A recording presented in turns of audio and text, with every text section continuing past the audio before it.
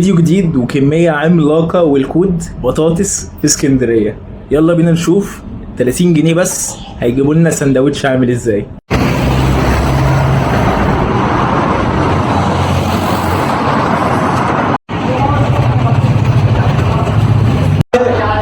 ما بيخليني لا في سندوتش ولا عم ماشي على الجنان برضه. انا مخلص جوه ما عندي شيء.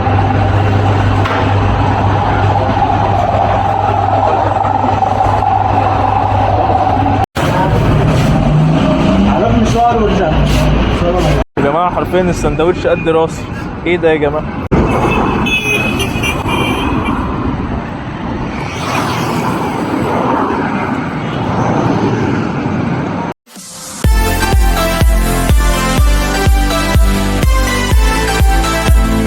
ده نص سندوتش المفروض بسعر 30 جنيه سندوتش بطاطس. عنده منيو كبير جدا، قلنا نجرب الاساسي حرفيا متروس. وانا عملت اكسترا صوص توميه وده سعره 10 جنيه، حرفيا كأنهم بيوزعوه ببلاش. يلا بينا.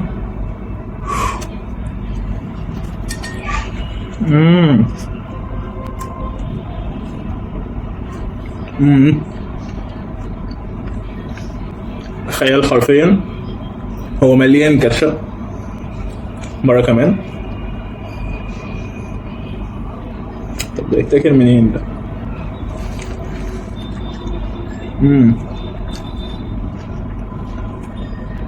عذرا على بشاعة المنظر.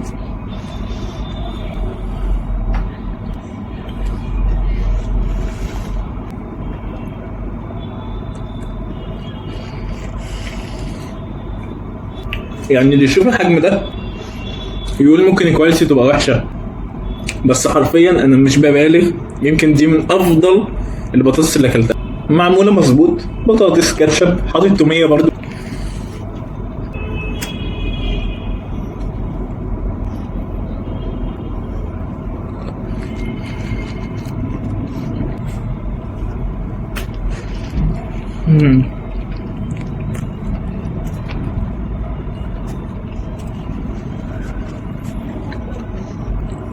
فوق الممتاز.